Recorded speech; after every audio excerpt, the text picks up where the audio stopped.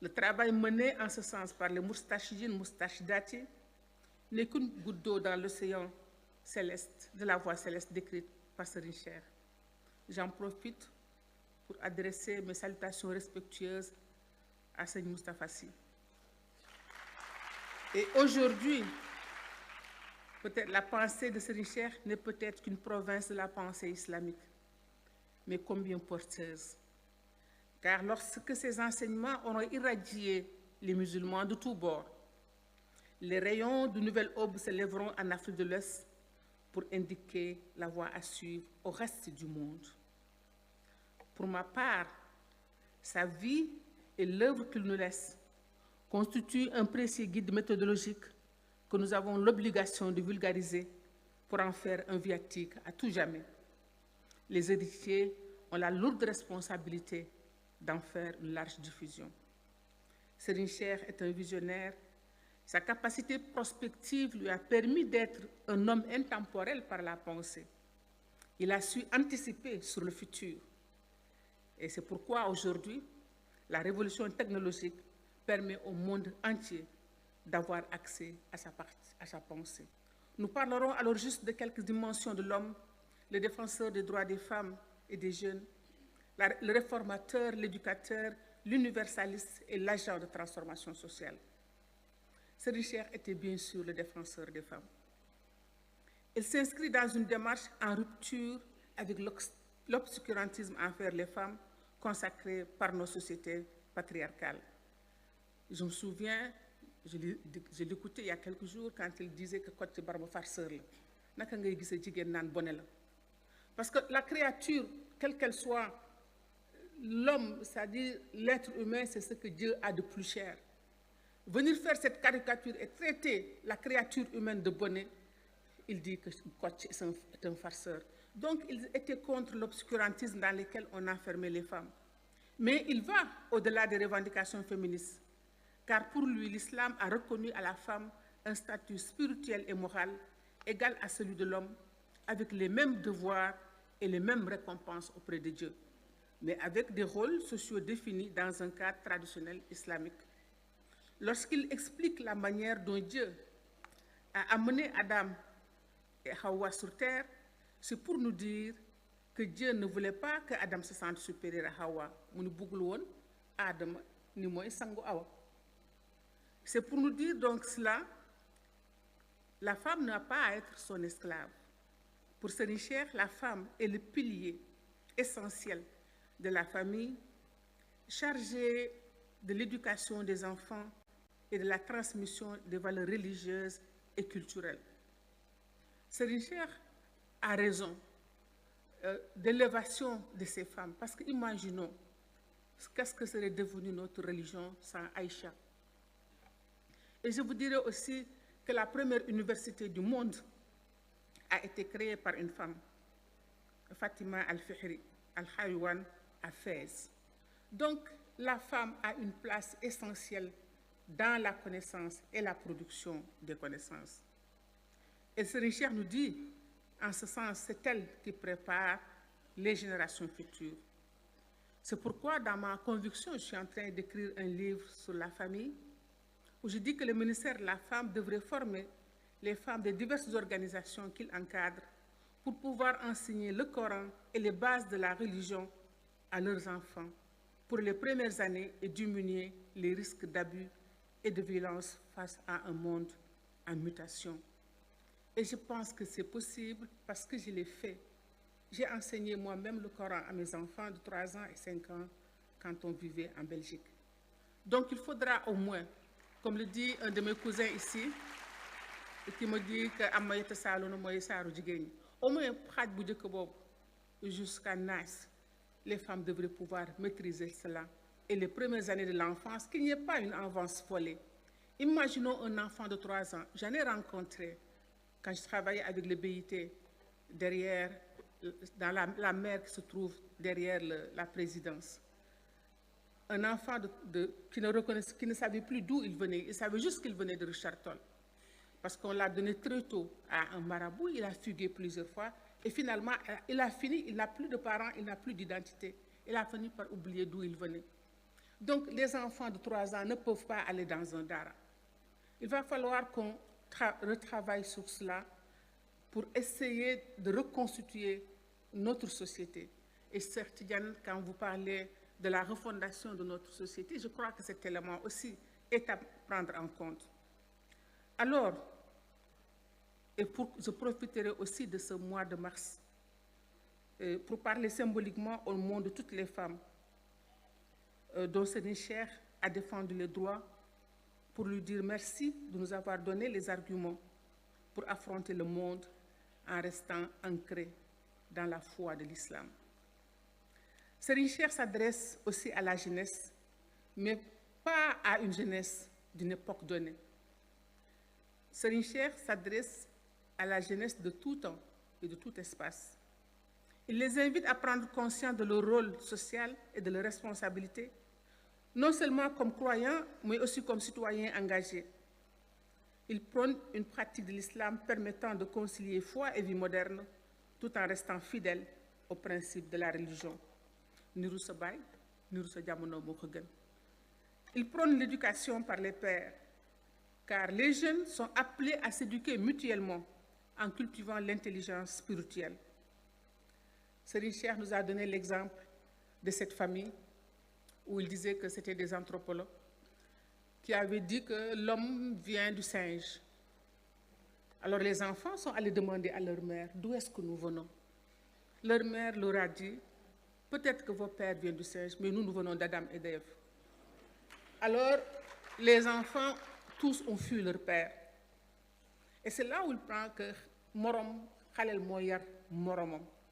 Les raisons pour lesquelles on doit mettre cet accent, mais pour qu'il puisse le faire, faudrait-il qu'on lui donne les armes suffisantes pour cela. Alors, Cheikh avait prédit aussi, mu ni jamono ngi ñëw xale yëpp daanu riir wuy ci diine waaye ndax dana am ko leen gàttandu. Je crois que ce moment-là est arrivé dans notre pays et nous devons retourner à la pensée de Serigne Cheikh. Mais ce qui me fascine, c'est Serigne Cheikh. Il s'est penché sur le rôle du marabout très tôt. Il n'avait que 16 ans quand il a écrit son livre « Les vices des marabouts », dans lequel il fait la critique de certaines dérives au sein de la communauté religieuse et il a mis en pratique ses idées. Moom li muy wax da koy jëfe. Serigne Cheikh a inversé le paradigme de la transmission du savoir et a jeté les bases de nouveaux rapports marabouts et fidèles. C'est le talibé qui allait de foyer en foyer à la recherche de la connaissance. Mais avec Serigne Cheikh, c'est l'enseignant ambulant qui allait à la rencontre des populations pour les instruire à travers ses conférences. Il a apporté le savoir un peu partout. Tivaouane, Keur Djemb, Bargny, Kaolack, Saint-Louis, un peu partout dans le Sénégal et ailleurs dans le monde. Mais la pédagogie basée sur l'humour utilisée par Serigne Cheikh et faisant du paradoxe sa modalité d'entrée dans le message reflète son originalité, mais surtout une forme d'intelligence supérieure. Al Maktoum est un universaliste, car pour lui, malgré la très grande diversité des cultures, il n'y a qu'une civilisation, c'est la civilisation céleste. Sa vision de l'humanité comme création de Dieu englobe toutes les formes de croyance. Il s'est intéressé à toutes les formes de spiritualité. Il acclamait son profond respect au prophète Isa ibn Maryam et sa considération pour les chrétiens. C'est ainsi qu'après l'assassinat d'Aldo Moro, il composa à sa mémoire une élégie à la fin de laquelle il formula cette prière: Ô Allah de Mohammed, paix sur lui, Allah de Jésus-Christ, arrose-le de pardon et accorde-lui ta bénédiction. Serigne Cheikh magnifie la spiritualité judaïque à travers la statue du prophète Moïse, qui pour lui mérite considération par le seul fait qu'il soit désigné par Dieu l'interlocuteur par excellence. Il a dit à ce propos: j'ai beaucoup d'admiration pour Moussa. Je cogite beaucoup à son sujet et je compte beaucoup de connaissances parmi ses adeptes. Quand j'ai des ennuis avec les musulmans, je suis obligée d'aller prendre contact avec les gens de Moïse, car je sens quelque chose de spécial en eux. Mais l'athéisme aussi mérite un intérêt dans sa réflexion. En atteste son aspect pour Zhou Enlai, Premier ministre de la Chine, un marxiste athée, lorsqu'il dit de lui « N'eût été la guidance de l'islam, je n'aurais guère besoin d'une guidance qui contredirait l'idéologie de votre parti interactif. » Serigne Cheikh a encouragé le dialogue interculturel et interreligieux, invitant les musulmans à s'ouvrir aux idées modernes et aux échanges avec l'Occident pour mieux intégrer les notions d'économie, les notions contemporaines de l'existence humaine. Mais surtout, c'est le Serigne Cheikh, acteur de transformation sociale. Parce que c'est un penseur avant-gardiste. Pour lui, la vocation de l'islam est de conduire l'humanité vers un avenir toujours meilleur. Il est un tremplin et le plus sûr pour guider l'humanité vers le salut. Ainsi, il a fait de la foi le fondement de toute transformation sociale, mais il insiste sur le fait que le changement réel ne peut se faire par décret, mais par une transformation intérieure de l'homme. C'est cette conception du monde qui explique son implication en politique, dont on a parlé tout à l'heure, ainsi que toutes ses autres actions dans les domaines multiples, économiques, social, culturels et scientifiques.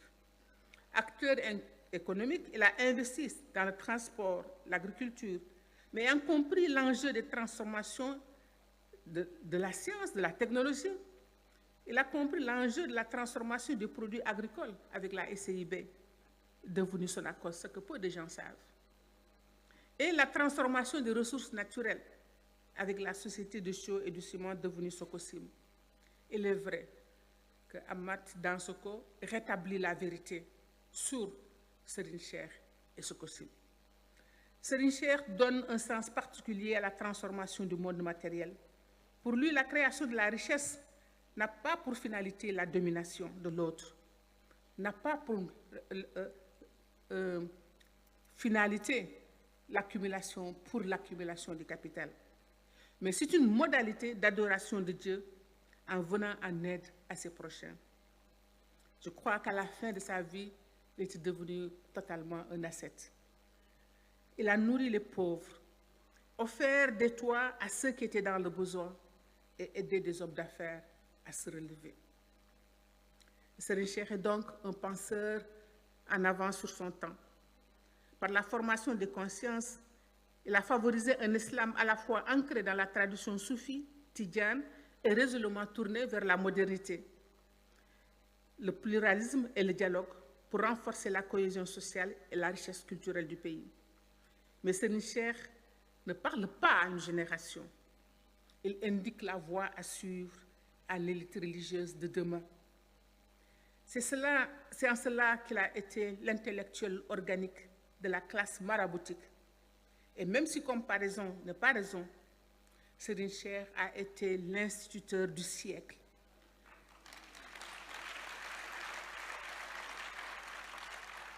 Car il a instruit tout un peuple comme l'ont fait d'autres, tels que l'imam Al-Ghazali dans la Perse du XIIe siècle, Ibn Rushd d'Averroès, le philosophe andalou qui a repris la logique aristotélésienne et l'a diffusée largement, impactant tant le monde islamique que l'Occident médiéval, ainsi que Ibn Sina Avicenne, philosophe et médecin grec, dont les œuvres métaphysiques, médecine et philosophie ont profondément marqué la pensée islamique occidentale.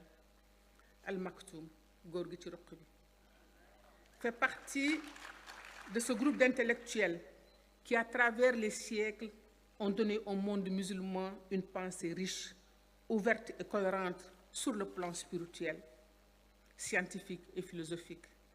Et ainsi, il a inscrit le Sénégal parmi les plus grandes nations qui ont été des foyers de pensée théologique et philosophique, comme l'Iran, l'Irak, l'Espagne et l'Égypte. En conclusion, face à la décomposition sociétale à laquelle nous assistons, seule une pensée puissante peut nous aider à faire face aux dérives observées. Celle de Serigne Cheikh s'impose à nous. car il a compris que l'avenir de l'islam ne peut faire l'impasse de la réconciliation des deux dimensions, celle politique et celle scientifique, adossée à la spiritualité. Lorsque Serigne Cheikh dit que les confréries ne sont que des clubs mystiques où se forment continuellement les athlètes de la religion, c'est pour nous une invite aux guides religieux à prendre conscience de leurs responsabilités dans cette nouvelle mission. La situation actuelle de l'Iran lui donne raison, car l'Iran n'aurait jamais pu faire face sans la science et les techniques.